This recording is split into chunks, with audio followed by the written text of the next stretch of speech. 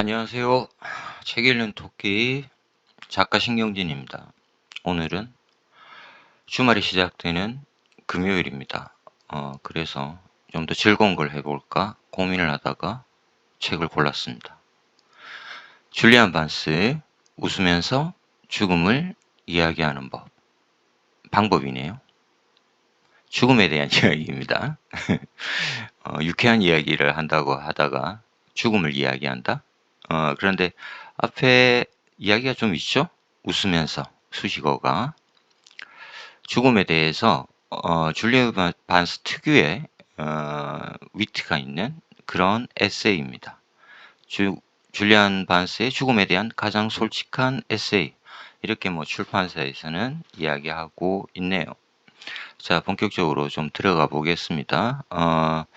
한국 출판사에서 표지를 바꾸었는데 바뀐 표지가 더 마음에 드는 것 같습니다. 그리고 여기에 영어 제목이 보입니다. Nothing to be frightened of. 문장이 안 끝났죠? of 다음에 전치사 다음에 명사구가 와야 되는데 명사가 안 보입니다. 무엇에 대한 두려움 없는 이런 이야기인 것 같은데 우린 짐작할 수 있죠? of 다음에 뭐가 있는지. 됐습니다. 그죠? 죽음에 대해서 두려워할 필요가 없다. 이런 이야기 같은데 영어 표지 중 하나입니다. 줄리안 반스의 책이 나오면 전 세계적으로 각국으로 번역이 되죠. 미국으로도 가고. 그래서 이건 아마도 미국의 표지인 것 같습니다. 뉴욕 타임즈 북 리뷰의 베스트 북 오브 더 이어, 올해의 가장 좋은 책이다. 그리고 표지에 딱 of 다음에 없는 명사가 보입니다. 관이 보이죠? 지금 느낌은 잘 받으셨을 것 같고,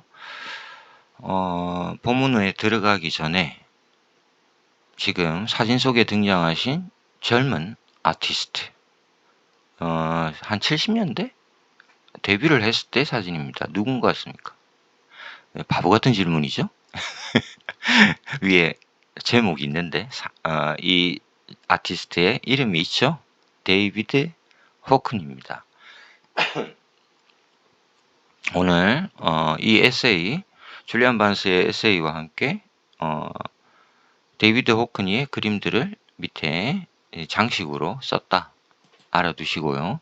호크니는 1937년생이라고 합니다. 브래드퍼트 영국에서 태어났고 화가가 무슨 일을 하는지 정확히 알지 못했음에도 11살에 화가가 되기로 결심했다. 저는 호크니 그림도 좋아하지만 호크니가 쓴 책들도 상당히 좋아해서 한 3권 정도 보았는데 재밌습니다. 다음에 또 소개해 드릴 거고.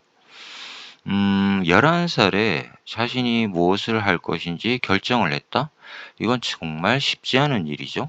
최근에 제가 소개해 드린 소설 존 쿠시의 폴란드인에 보면 불만족에 대한 아주 흥미로운 정의를 내리고 있습니다. 불만족이란 자신이 무엇을 해야 할지 모르는 상태다. 이런 이야기를 하는 걸 소설 속에서 봤는데 너무 마음에 듭니다. 그렇게 보면 데이비드 호크니는 11살에 자신이 뭘 해야 할지 결정을 했다. 굉장히 행복한 사람이죠. 불만족이 없는. 자, 그래서 본문을 읽으면서 나오는 그림들은 데이비드 호크니의 그림이다. 알아두시고 이제 본문 속으로 들어가도록 하겠습니다. 나는 신을 믿지 않지만 신이 그립다. 누가 신에 관해 물으면 나는 이렇게 답한다. 첫 문장을 이렇게 썼습니다. 줄리안 반스가. 나는 신을 믿지 않지만 신이 그립다. 이 상태가 지금 작가 줄리안 반스가 죽음에 대해서 이야기하면서 쓴 첫 문장입니다. 죽음과 신이 연결되어 있다. 이것도 우리가 이 에세이를 보면서 살펴야 되는 지점인 것 같습니다. 자, 본인의 친척들, 제가 이 에세이를 읽고 가장 흥미로웠던 거는 줄리안 반스의 사생활, 이런 것들이 굉장히 잘 보여서 좋았습니다. 우리가 한 작가를 이렇게 살필 때 피상적인 정보들을 얻고 유추할 수밖에 없는데, 작가 본인이 직접 이야기하는 이런 텍스트들이 있으면 굉장히 많은 도움이 되죠. 한번 보도록 하겠습니다. 외할머니부터 이야기를 합니다. 외할머니의 이름이 넬리 루이자 메이친이라는 부인이십니다. 할머니는 1차 세계대전부터 이어져 온 유서 깊은 여성단체에서 활동했고, 피클을 담가 병에 담았으며, 할아버지가 기른 닭과 거위를 털을 뽑아 구워냈다. 자, 줄리안 반스가 1942년인가요? 정확하게 기억이 안 나는데 한번 찾아보십시오. 1940년대 정도 됩니다. 그런 걸 보면 지금 외할머니가 1차 세계대전에 이미 결혼해서 이 정도의 나이가 됐다. 이거는 우리가 알 수 있고, 지금 할머니가 피클을 병에 담아서 이렇게 하고 직접 닭과 거위의 털을 뽑을 정도로 이제 이 살림살이 이런 데에 좀 강한 여성이다, 이런 이야기인 것 같죠? 화학 공장의 노동자의 딸로 스코틀랜드 사람 태반이 영국 국교의 신자였을 때 감리교 신자로 자랐던 할머니는 성년이 된 어느 시점에 갑자기 믿음을 잃게 되었고, 그 신앙을 대체할 만한 것을 찾아냈으니 다름 아닌 어떤 거겠습니까? 지금 이 할머니가 노동자 출신의 딸이죠. 그랬는데 어느 날 성인이 되어서 신앙을 잃어버리고 그 대체한 거를 찾아냈다. 2000년대, 20세기 초반입니다. 2차 세계대전. 다름 아닌 사회주의라고 합니다. 굉장히 흥미로운 지점이죠. 20세기라는 분위기가 확 느낄 수 있고, 그리고 제가 좀 흥미롭게 보는 지점은 줄리안 반스가 이렇게 귀족 집안의 출신은 아니구나 하는 거를 여기 이 문장을 읽으면서 알 수 있었습니다. 왠지 줄리안 반스는 귀족 출신 아닐까? 옥스퍼드 출신이죠. 승승장구했고 작가로서. 그런 걸 볼 때 할머니, 할아버지, 자신의 아버지 어머니가 아마 교사 출신이었을 겁니다. 둘 다. 그래서 그냥 저는 지극히 그냥 당연히 아주 좋은 집안, 뭐 귀족이 아니더라도 적어도 중산층 부르주아 출신일 줄 알았는데, 외할머니가 이 노동자 계급이었다. 그래서 이런 것들도 읽으면서 함부로 뭐 어떤 이미지를 갖는다라는 게 얼마나 위험한가, 이런 것도 한번 생각해 봤습니다. 자, 1950년대 말에 중소 분쟁이 있었고, 중국과 소련의 분쟁입니다. 세계 각지의 사회주의자들은 부득이하게 모스크바와 북경이라는 두 개의 선택지 중 하나를 골라야만 했다.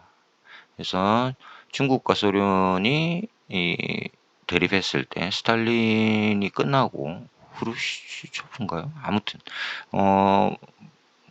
모택동과 이렇게 중국과 소련이 분쟁이 있었을 때, 특히 유럽은 이 당시에 1950년대, 60년대 사회주의 사상들, 우리 지식인들이라면 누구나 이 사회주의에 경도되어 있었습니다. 그 분위기를 볼 수 있고요. 그 상황에서 줄리안 반스의 외할머니는 중국을 선택했다. 이 지점도 굉장히 이제 볼만한 부분입니다. 우리가 20세기를 읽을 수 있는, 개인의 사적인 삶을 통해서 20세기라는 그 역사를 읽을 수 있는 그런 이야기 중 하나입니다. 호크니가 그린 그림인데 왠지 중국풍의 분위기 이런 것들을 느낄 수 있는 그림이죠. 수채화 같은데 빠르게 그렸는데 역시 대가는 다르다? 이런 것도 좀 볼 수 있고요. 자, 반면에 도회적이고 남성적인 할아버지는 데일리 메일을 읽다 고개를 설레설레 저었다. 그 신문이 공산주의의 위협이 세상의 진실과 정의를 끝없이 위기로 몰아넣는다고 설명하고 있어서였다.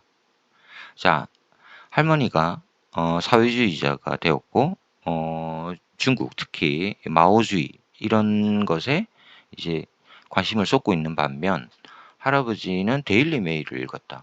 이걸 우리가 이제 영국의 분위기를 조금 읽어야 되죠.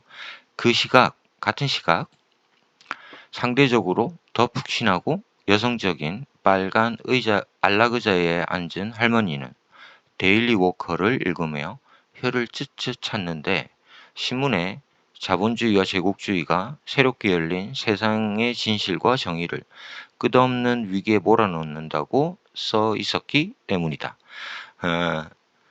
외할아버지와 외할머니가 각기 다른 성향의 신문을 읽고 있다라는 겁니다.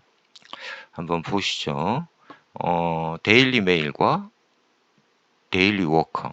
데일리 메일은 지금도 나오는데 데일리 워커는 지금 나오는지 제가 안 찾아봤습니다. 이거는 예전 신문인 것 같고 분위기가 확실히 느껴지시죠?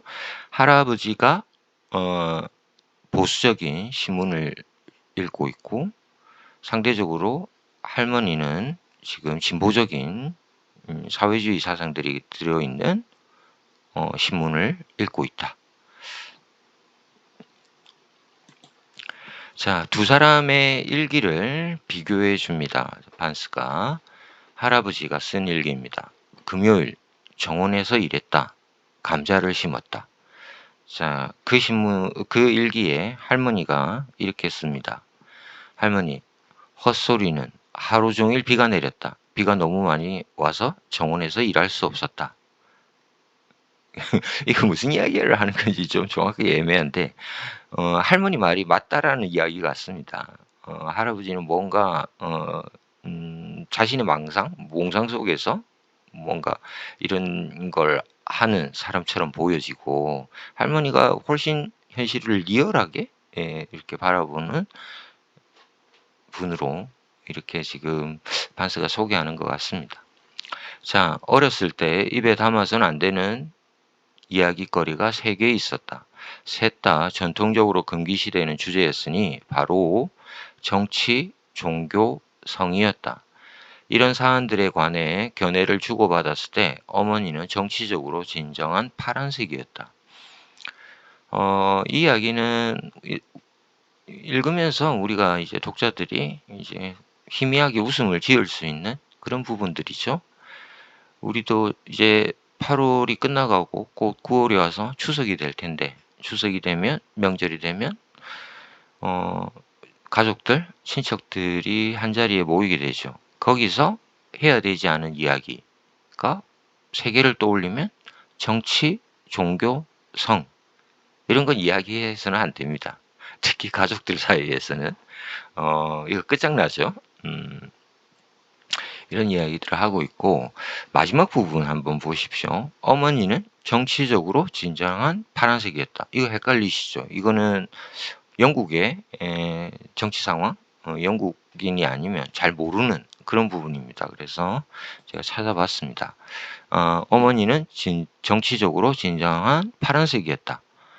자, 파란색, 컨저버티브, 영국의 보수당입니다. 그리고 영국의 노동당은 빨간색. 이게 색깔 맞는 것 같지 않습니까? 잘 생각해보면 우리는 지금 국민의힘 보수당이 빨간색을 하고 있죠. 그리고 민주당이 전통적으로 파란색을 쓰고 있습니다. 색깔이 좀 바뀌었다라는 느낌이 들죠? 자, 그래서 어머니가 정치, 종교, 성에 대해서는 보수적인 태도를 취한다. 이렇게 반스가 이야기하고 있습니다. 자, 이제는 어머니의 이야기로 옮겨왔습니다. 어머니 캐슬린 메이블이라는 분이십니다. 어머니가 전화를 걸어와 방송에서 내가 불가지론자고 밝힌 사실을 언급했다. 자, 줄리안 반스는 소설가로 우리한테 많이 알려져 있지만 영국에서는 시사평론가, 독서 서평가, 그래서 이 책과 시사에 대한 이야기하는 TV쇼에 굉장히 많이 출연한다고 합니다. 무슨 이야기인지 아시겠죠? 그래서 어머니가 지금 내가 방송에 나갔을 때 이 불가지론자라고 이야기했을 때 이게 이제 엉터리다 이렇게 이야기를 하고 있습니다. 그러면서 아버지도 나와 똑같은 말을 했었다고 했다. 어머니로 말할 것 같으면 무신론자다. 통화상 어머니의 말투는 불가지론자로 산다는 건 실체가 있는 무신론과는 달리 이도 저도 아닌 애매한 자유주의 입장을 취하는 거라고 지적하는 것처럼 들렸다. 어머니는 계속해서 말했다. 자, 조금 어렵습니다. 지금 어려운 단어가 두 가지가 나왔죠. 불가지론과 무신론이 나왔습니다. 일단 우리는 이 에세이는 죽음에 대한 이야기를 하고 있기 때문에, 그리고 이 죽음은 신의 문제, 종교의 문제와 지금 이어지고 있습니다. 그 상황에서 자, 무신론과 불가지론 이 개념을 좀 잡고 가셔야 된다. 무신론은 신은 없다라는 확신 있는 태도죠. 신은 존재하지 않아. 반면에 불가지론자는 신이 있는지 없는지 난 잘 모르겠어. 근데 대체적으로 불가지론자는 신은 없다는 쪽에 기울어져 있긴 합니다. 그런데 이걸 내가 확신해서 말할 수는 없겠다. 내가 죽고 나서 신이 있는지 없는지를 확인해야 되는데 그걸 내가 확인하지 못했지 않아? 잘 모르겠어. 이런 태도입니다. 여기에 대해서 사회주의자인 아니죠. 어머니는 참 컨저버티브죠. 어머니는 확실하게 이 어머니 또 공부를 하신 분입니다. 실체가 있는 무신론과는 달리 이 불가지론의 태도는 약간 수정주의적인 애매한 태도다. 이렇게 약간 비판적으로 이야기하고 있는 장면입니다. 자, 본문을 조금 더 보시죠. 어머니는 계속해서 말했다. 다 그렇다 쳐. 죽는 게 뭔 대수라고 그리 난리니. 어머니는 확실히 무신론적인 태도를 취하고 있죠.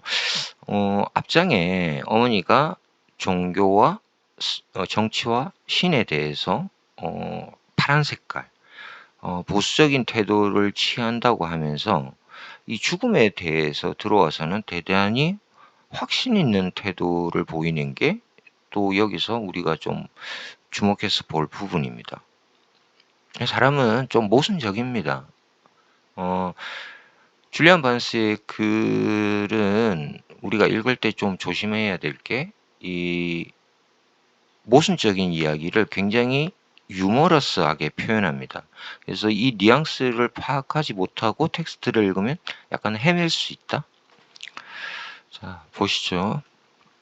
하긴 그 나이에 그럴 만하지. 내 나이쯤 되면 연연하지 않게 될 거야. 뭐니 해도 난 인생의 단맛은 다 봤으니까. 중세를 생각해봐. 그 시대엔 사람들의 예상 수명이 얼마나 짧았었니? 한데 지금은 70, 80, 90까지도 살고 있으니 사람들은 죽음이 무서워서 신앙을 갖는 것뿐이야. 자, 어머니의 이야기입니다. 사람들은 죽음이 무서워서 신앙을 갖는 것뿐이다.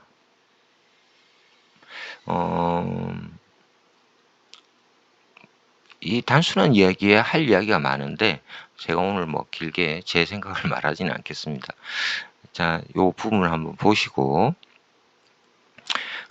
데이비드 호크니의 그림 중 리얼리즘 성향이 굉장히 잘 드러난 그림이라고 합니다. 호크니의 부모님을 그린 그림이라고 저는 알고 있습니다. 이분들 돌아가셨겠죠? 호크니가 80살이 넘었으니까.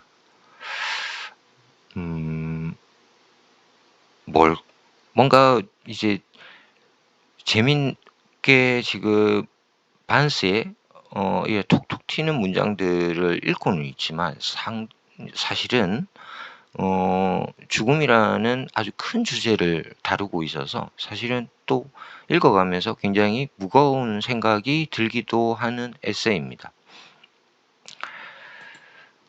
아버지는 현대식으로 죽었다. 아버지의 죽음을 이야기해 줍니다. 의학이 생명을 연장해 주었으나 그렇게 얻게 된 삶이 무슨 의미가 있을까 싶어질 때까지 몇 달, 실은 몇 년을 살다가 병원에서 가족 없이 어느 간호사가 최후의 몇 분을 지켜보는 가운데 눈을 감았다. 자, 우리도 지금 현대인들이 직면한 문제를 줄리안 반스가 이야기해 줍니다.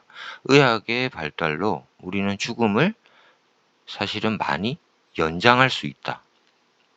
한국에서 가장 대표적인 예가 삼성의 이건희 회장이죠.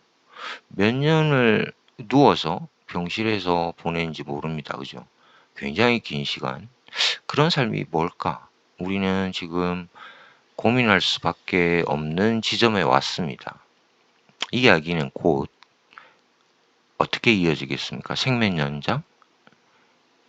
그리고 내가 죽음을 현대인들은 선택할 수 없나? 안락사? 이 문제로 이어집니다. 이 텍스트는. 자, 이제 어머니 아버지 이야기를 좀 했고 철학자인 형 이야기를 합니다. 형은 아마 캠브리지 갔을 겁니다. 캠브리지의 철학과를 졸업. 이분도 영국에서는 상당히 유명하신 인사라고 합니다. 줄리안 반스만큼이나. 그래서 형이 이야기하는 부분을 보겠습니다. 어머니가 죽었을 때 장의사가 우리 가족에게 시신을 보겠느냐고 물었다. 나는 보겠다고 했고 형은 싫다고 했다. 형의 대답은 다음과 같았다.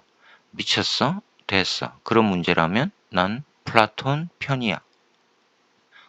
이렇게 탁 이야기하고 넘어가 버립니다.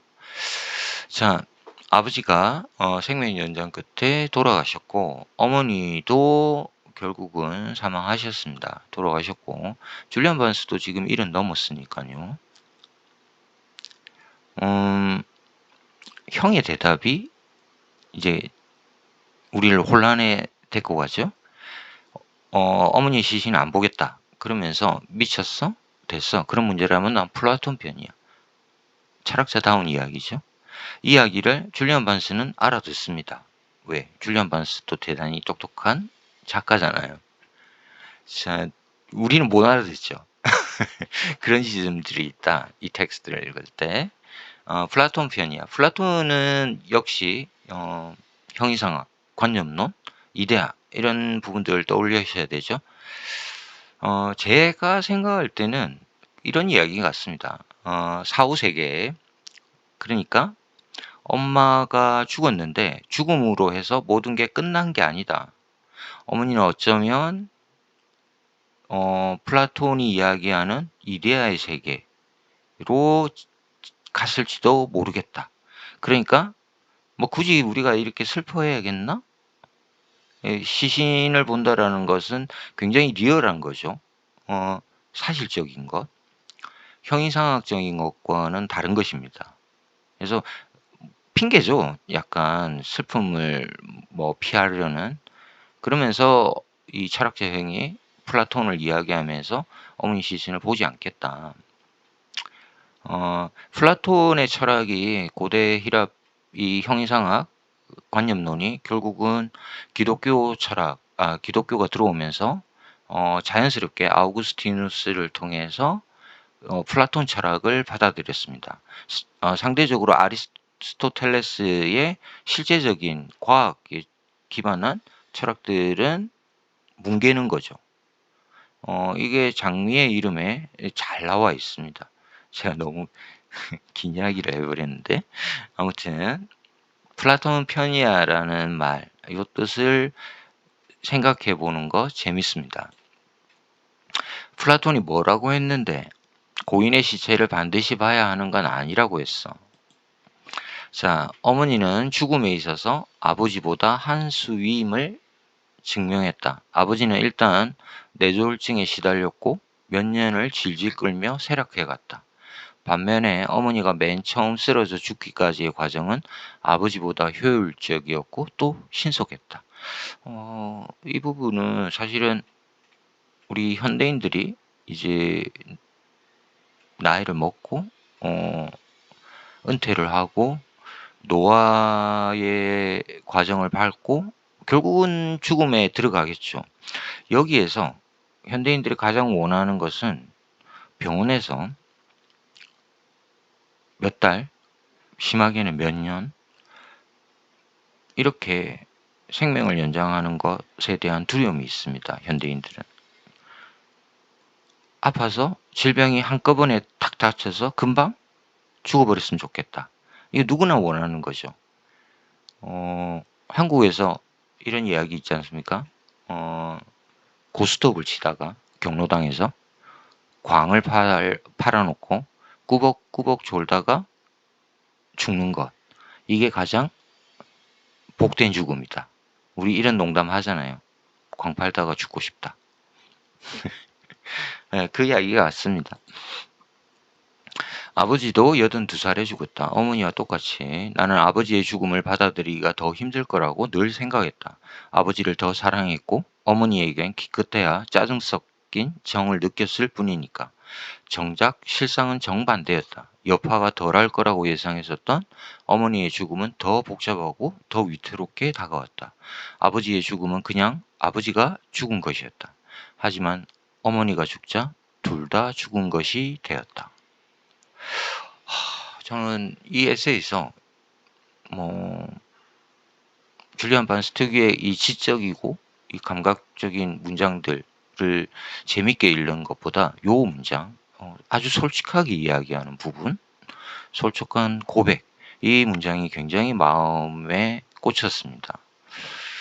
왜냐하면 저는 아버지가 돌아가셨는데 약간 지금 어머니가 이제 80 넘기셨고 이제 어머니의 죽음을 준비해야 되는 건데 이 문장을 읽으면서 아, 진짜 그런 건가? 한번 생각을 해봤습니다. 아버지가 죽고 조금 저는 힘들었는데 어머니가 죽으면 더 힘들다고? 약간 무서워졌다. 그래서 제가 조금 나이 드신 분들, 이런 양친을 다 잃으신 분들, 선생님들한테 질문을 했더니 이건 진짜라고 합니다. 대체로 어쨌든 마지막에 한 분이 잃게 되면 자신이 고아가 된다라는 느낌, 이런 것들을 받았다고 합니다. 그때 나이가 대체적으로 다 60을 넘겼을 때, 그때도 그런 생각이 든다고 합니다. 자, 내 친구들 중에 알렉스 브릴리언트, 이거 진짜인지 모르겠는데 브릴리언트, 요 성이 가명 같은데, 그죠? 약간 재밌게 한 것 같습니다. 자, 알렉스 브릴리언트라는 애가 있었는데 이름값을 한다는 생각이 들었던 소년이었다. 담배가게 아들이었던 알렉스는 16살의 나이에 비트겐슈타인을 읽고 있었고 중의적인 의미들로 고동치는 시를 쓰고 있었다. 그는 장학금을 받고 케임브리지 대학에 입학했는데 이후로는 한 번도 보지 못했다. 격조했던 몇 년 동안 나는 그가 정계에서 성공적으로 경력을 쌓고 있을 거라는 생각을 간혹 했었다. 제가 이 부분을 깜짝 놀랐습니다. 그래 하고. 왜냐면 그게 그 유명한 줄리안 반스의 대표작 소설의 내용입니다. 제가 조금 더 깊이 설명할 거고요. 그렇게 써댄 전기가 나태한 상상에 불과했다는 걸 알게 된 때는 내 나이 50살이 넘었을 때였다. 알렉스는 20대 후반, 그러니까 당시 내 나이의 반도 채우지 못하고 자살했다. 여자 문제로 인한 음독 자살이었다. 자, 내용을 잠깐 설명드리면 이렇습니다. 어렸을 때 알고 지냈던 알렉스라는 아이가 있었는데 이 친구는 굉장히 스마트해서 16살에 비트겐슈타인을 무려 읽었다. 그리고 당연하다는 듯이 케임브리지에 입학했고, 케임브리지에 입학했다라는 건 당연히 그가 성공한 삶을 살았을 거라는 거 보장해 주는 것이죠. 그래서 그렇게 알고 있었는데 내가 그냥 내 마음대로 쓴 알렉스의 전기 속에서는 그냥 전개해서 성공하고 있으리라고 믿었는데 알고 봤더니 이 알렉스는 20대 후반에 자살로, 그것도 여자 문제로 인한 음독 자살이었다. 이게 이제 아주 큰 충격을 주게 됩니다. 이 사실을 알게 됐을 때 줄리안 반스에게. 그리고 이 내용을 줄리안 반스가 소설로 쓰게 됩니다. 우리가 너무 잘 알고 있는 예감은 틀리지 않는다의 내용입니다. 이제 느낌이 왔을 겁니다. 자, 그래서 제가 예감은 틀리지 않는다. 책으로도 우리 사실 줄리안 반스가 알려진 건 역시 이 책이죠. 대중적으로 많이 알려진. 영국에서도 굉장히 성공적이었고 이상으로 맨 부커상을 받았죠. 이 작품으로, 이 소설로 맨 부커상을 받았습니다. 그래서 영화로도 만들어졌는데 제가 처음 봤을 때는 이 영화가 별로였다가 한 두 번째 보니까 좋더라고요. 또 영화다운 새로운 해석이 있어서. 그래서 책과 영화 둘 다 추천드립니다. 자, 오늘 소설의 내용을 한 부분만 보고 가겠습니다. 앨릭스가 러셀과 비트겐슈타인을 읽었다면 자신의 친구들 3명을 이야기해 줍니다.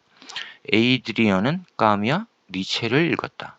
나는 조지 오웰과 올더스 헉슬리를 읽었다. 콜린은 보들레르와 도스토옙스키를 읽었다. 자, 잘 어울려 다니는 4명 친구, 고등학교 친구를 이렇게 이야기하고 있습니다. 굉장히 재밌지 않습니까? 그렇다. 당연히 우리는 허세 덩어리였다. 달리 청춘이겠는가? 저는 이 부분을 읽으면서 고등학교 시절을 이렇게 보낸다라는 거 너무너무 멋지지 않나? 고등학생이 한 친구는 러셀과 비트겐슈타인, 한 친구는 까미와 니체, 나는 조지 오웰과 이런 식으로 좋아하는 작가들, 책이 성향이 다르다.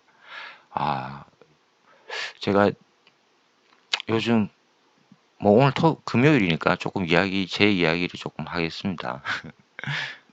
이런 것들 보면서 요즘 이런 분위기가 꺼져가고 있는 거 아닌가? 책을 읽는다는 거, 어떤 좋은 책, 그게 철학서든 역사든 소설이든 이런 분위기가 요즘은 상당히 이렇게 무시당한다? 오히려 그 책 읽어서 뭐하게? 라는 사회적 분위기. 오히려 요즘 젊은이들이 관심 갖는 건 뭘까요? 자동차?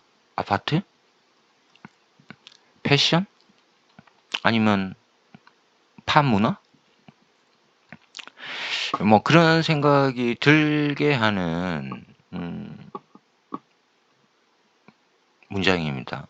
왜 우리는 이 분위기를 잃어버렸지? 그래서 제가 이 책 읽는 토끼라는 걸 이제 유튜브를 시작하게 된 계기가 여기에 있습니다. 사실은 이 꺼져가는 책 읽는 이 분위기, 이거를 조금은 다시 되살려 볼까?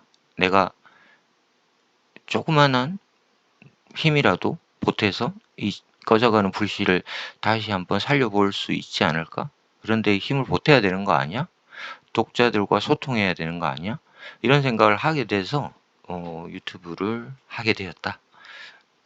자, 이야기가 좀 길었는데 한번 보시죠. 사진 속에 등장한 철학자는 누구인 것 같습니까? 제가 힌트 드렸죠? 철학자? 비트겐슈타인입니다. 앨릭스라는 친구가 읽고 있는 제가 비트겐슈타인만 하면 꼭 이야기는 한 문장만 기억하자. 이분이 쓴 뭐 철학 논문이 있는데 굉장히 어렵다고 알려져 있죠. 아무나 모르는 데입니다. 그래서 아직 엄두도 안 내고 있는데 이분의 명언, 말할 수 없는 것에 대해서는 침묵해야 한다. 굉장히 잘 알려진 현대 철학의 한 문장입니다. 비트겐슈타인은 하면 첫 번째로 딱 떠오르는 거죠. 우리가 소크라테스 하면 너 자신 알라 이렇게 이야기하듯이 비트겐슈타인 하면 말할 수 없는 것에 대해서는 침묵해야 한다. 자, 여기에 아주 중요한 이야기가 나왔습니다. 말할 수 없는 것. 지금 우리는 줄리안 반스가 쓴 죽음에 대한 에세이를 읽고 있습니다. 죽음은 말할 수 있는 것일까요? 없는 것일까요? 우리가 죽음을 경험해 본 사람이 이 세상에는 아무도 존재하지 않죠. 그러면 비트겐슈타인에 의하면 침묵해야 한다. 이 지점이라는 겁니다. 자, 아무튼 이 정도까지 소개해드리고 앞에 줄리안 반스가 어렸을 때 알았던 알렉스 브릴리언트라는 그 친구는 이 에이드리언이라는 친구로 이 소설에 등장하게 됩니다. 그래서 이 에이드리언이 이 불행한 연애를 겪고 불행한 죽음을 맞게 된다. 이게 소설 예감은 틀리지 않는다의 내용입니다. 그래서 제가 작가로서 이 소설을 어떻게 썼을까 줄리안 반스가. 그런데 이게 실제에서 영감을 받은 이야기구나. 그래서 이 소설을 읽을 때 우리가 확 빨려드는구나 이런 걸 느꼈습니다. 그냥 이게 작가가 이런 이야기를 만들어내야지 해서 만든 소설이 아니라는 거죠. 그래서 이게 이 소설의 흡입력이 단지 줄리안 반스의 그 글쓰기 실력 이것으로 된 것이 아니다. 그 내용이 아주 호소력 있는 실제적인 내용이었다. 이런 것도 볼 수 있었다. 자, 조금 더 이야기를 이어가고 있습니다. 반스가 신은 공식적으로 죽었다는 니체의 보도를 전한 사람은 알렉스 브릴리언트였던 것 같고 이에 우리 모두는 한층 명랑한 태도로 자위 행위에 임할 수 있게 되었다. 고등학교 어린 시절 사춘기 청소년들 남학생들 이야기입니다. 네 인생 다 네가 자초한 거야 안 그래? 이것이 실존주의의 본질이었다. 여기 조금 또 어려운 이야기가 나왔습니다. 자, 니체 하면 신은 죽었다. 그래서 무신론을 대표하는 철학자 이렇게 보면 될 것 같고 알렉스 브릴리언트라는 이 스마트한 친구가 니체의 이야기를 그들한테 친구들한테 알려줬고 그러면서 우리는 신은 존재하지 않는구나. 내가 자유행위를 할 때도 신이 내려다보지 않아. 이거는 불경스러운 게 아니야. 이렇다라는 이야기입니다. 자, 그러면서 이제 뒤쪽 이야기. 네 인생 네가 다 자초한 거야. 자, 여기 이게 실존주의의 본질이라고 합니다. 그래서 제가 오늘 실존주의라는 말이 나왔을 때 여러분들이 독자들이 대처할 팁을 하나 드리겠습니다. 실존주의라는 말이 나오면 이것만 생각하십시오. 아주 쉬운 건데 물론 이게 실존주의를 다 설명하지 않죠. 근데 실존주의라고 헷갈릴 때 이걸 생각하시면 됩니다. B와 D 사이에 있는 C 그러니까 ABCD 말합니다. 알파벳 B와 D 사이에 있는 C 이게 실존주의의 본질이다. B는 birth입니다. 탄생. D는 당연히 death겠죠. 탄생과 죽음 사이에 있는 C다. C가 뭘 것 같습니까? 네, choice, 선택입니다. 우리는 실존주의의 핵심 중에 하나가 이런 내용이라고 합니다. 탄생과 죽음 사이에서 끊임없이 선택을 해야 되는 위기에 처해 있다. 계속해서 선택을 해야 되기 때문에 인간은 불안하다. 이런 내용입니다. 그러니까 모든 게 우리의 선택이다. 그래서 우리가 실존주의 하면 장폴 사르트르를 많이 떠올리죠. 사실은 하이데거 이런 사람들을 뭐 칼 야스퍼스인가요? 뭐 그 위에 사람들이 있는데 그분들 책은 너무 어렵고 그나마 이제 사르트르 이야기가 좀 더 문학적으로 다가오기 때문에 이해하기 쉬운데 사르트르가 쓴 구토 실존주의를 굉장히 잘 표현한 소설이라고 알려져 있습니다. 철학 소설. 그래서 그 소설을 읽어보면 느낌이 옵니다. 왜 이 로캉팅이라는 주인공이 돌멩이를 보고 구토를 하는가? 역겨움을 느끼는가?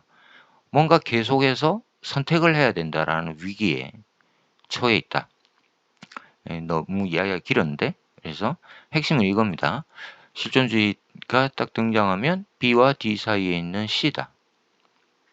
요것만 생각하고 보시면 어느 정도 해석이 가능하다. 자, 자신의 이야기를 합니다. 형은 캠브리지에 입학했다 그랬죠? 그리고 그 브릴리언트했던 알렉스는 캠브리지에 갔습니다. 그러면 우리 주인공 작가 줄리안 반스는 어디를 갔을까? 옥스퍼드를 갔습니다. 그래서 옥스퍼드와 캠브리지, 영국을 대표하는 사립대학교죠. 뭐 전 세계적인 대학이라고 할 수 있죠. 이 대학 출신들이 영국의 엘리트층으로서 이제 나온다라는 거. 그 전통은 지금도 살아 있다고 합니다. 그래서 이 두 학교를 합쳐서 옥스브리지 이렇게 부른다. 자, 반스는 옥스퍼드에 입학합니다. 제가 알기로는 언어학과에 간 것 같은데 그래서 불어 전공을 하게 되고 틀릴 수도 있습니다. 자, 옥스퍼드에 입학했고 본인은 이 젊은 시절에는 행복한 무신론자였다라고 이야기를 합니다. 그리고 이 대학 생활을 할 때 자신은 유미주의자를 자처했다. 이 부분이 재밌습니다. 여기도 어려운 단어가 나왔죠. 아까 무신론에 대해서는 설명했고 유미주의자가 나왔는데 이 데카당드, 탄미주의, 뭐 예술지상주의 여러 가지로 묶어서 이야기할 수 있는데 유미주의자가 되었다라는 것. 이거는 굉장히 좀 독특한 지점. 제가 줄리안 반스가 유미주의적인 이 태도를 갖고 있나 라는 거를 텍스트를 보면서 많이 이렇게 느끼는데 본인이 이렇게 이야기해 주니까 굉장히 고맙더라고요. 그래서 반스의 초기 작품들 한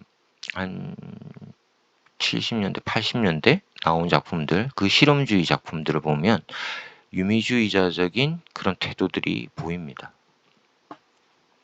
유미주의자는 제가 그 미시마 유키오 소설 금각사를 소개하면서 올린 영상이 있으니까 참고해 보십시오. 난 신을 믿지 않기 때문에 행복했다. 무신론자였기 때문에.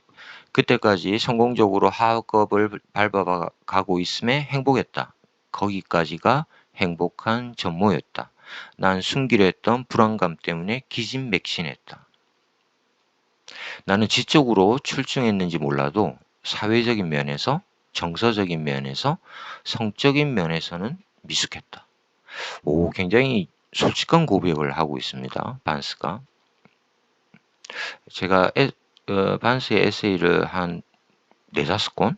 이분 에세이를 많이 내가지고 읽었는데 이 책만큼 솔직하게 자신에 대해서 이야기하는 거는 처음 봤습니다. 특히 내가 지적으로 내가 똑똑했는지는 몰라도 옥스퍼드 갔으니까 사회적인 면에서 정서적인 면에서 특히 성적인 면에서 내가 미숙했다. 이런 고백들 사실 하기는 어려운 거죠. 자, 그러면서 여기서 우리가 이제 죽음이라는 에세이, 죽음을 다루는 이 에세이를 중심으로 볼 때는 지금 젊은 시절에 무신론자였다가 이 사람이 어떻게 불가리지론자로 가게 되는 그 과정을 살피셔야 된다라는 겁니다. 지금 불안감을 느꼈죠? 무신론만으로 이 세계가 설명되지 않는다라는 불안감을 느낀 겁니다. 신이 없다라는 그 한마디로 모든 게 정리가 돼? 이 노화와 죽음이 이해돼? 저는 이분이 반스가 쓴 그 자신의 아내, 사실은 두 번째 아내이지만 이 아내를 잃고 나서 느꼈던 그 슬픔, 줄리안 반스의 개인적인 가장 큰 위기는 거기에서 왔다고 합니다. 이 아내의 죽음이 줄리안 반스의 작품 세계에 이 지금 나오고 있는 이 노년의 작품들에 굉장히 지대한 영향을 미치고 있다. 그래서 아마 이 죽음을 다루는 에세이를 쓴 것 같습니다. 신이 없으니 천국도 없고 내세도 없을 것이었다. 그래서 죽음은 아무리 먼 얘기일지언정 전과는 꽤 다른 의미의 의제가 되었다. 자, 대학 재학 중에 프랑스에서 1년을 살면서 줄리안 반스는 특이하게 영국인인데 이분은 영국 소설의 전통보다는 아닙니다. 제가 볼 땐 영국 소설 전통을 따르고는 있는데 이 작가가 좋아하는 대부분의 작품들은 프랑스 소설들입니다. 이게 굉장히 또 특이할 만한 지점이고, 자, 대학 재학 중에 프랑스에서 교환학생으로 간 것 같습니다. 1년을 살면서 브리타뉴의 한 카톨릭 학교에서 학생들을 가르친 적이 있다. 영어를 가르쳤다는 거죠. 프랑스 가서. 그때 함께 지냈던 사제들은 인간적인 면에서 속세의 사람들 못지않게 제각각이어서 무척 놀랐었다. 양봉을 하는 사제가 있는가 하면 경마에 돈을 걸었던 사제가 있고 또 반유대주의 사제도 기억이 난다.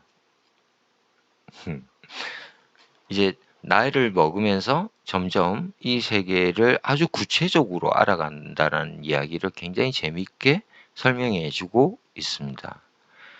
우리가 그냥 단순히 수도원에 있는 사제들이 성스럽다, 경건한 마음으로 바라본다, 이게 아니라는 거죠. 뭐 포도주는 기분이고 와인을 하는 건 경마에 돈을 거른다? 이것도 재밌죠? 굉장히 세속적인 태도고 반유대주의, 이것도 상당히 정치적, 종교적으로도 위험한 생각이죠. 사제로서는. 또 나이 든 사제 하나는 텔레비전 영화 중독자였는데 정작 다 보고 나면 오락성과 도덕성이 떨어지네요 라는 거만한 말로 깎아내리길 좋아했다.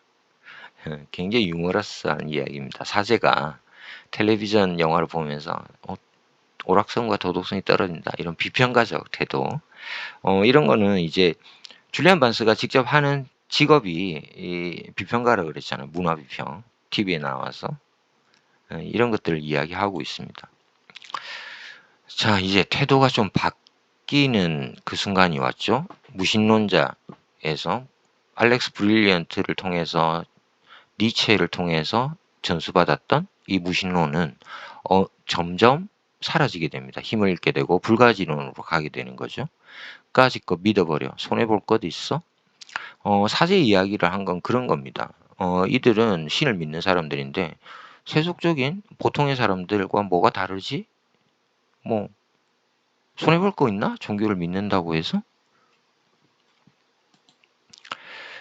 자, 비트겐슈타인 이야기가 다시 나왔습니다. 비트겐슈타인은 삶은 인간에게 신을 믿도록 가르칠 수 있다고 생각했다. 굉장히 좋죠.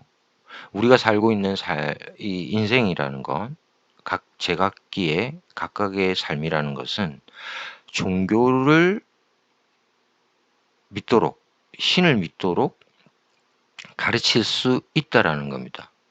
우리가 삶을 살다 보면 결국 이게 신의 뜻인가? 이런 순간들이 오게 된다라는 거죠. 누구에게나. 재밌는 지점입니다. 자, 그렇게 해서 책 읽는 토끼, 오늘 웃으면서 죽음을 이야기하는 방법 1편을 여기서 끝내겠습니다. 이 에세이가 재밌어서 제가 끊어서 한 3번으로 올릴 생각입니다. 짧게 한다고 생각했는데 벌써 50분을 했습니다. 자, 책 읽는 터키의 웃음에서 죽음을 이야기하는 방법. 지식과 즐거움을 찾아 떠나는 행입니다. 왜 이 마지막이 되면 꼭 이 텅 트위스트가 됩니다. 이렇게 그냥 끝내도 되나? 하는 불안감 때문이겠죠? 네, 마치겠습니다. 감사합니다.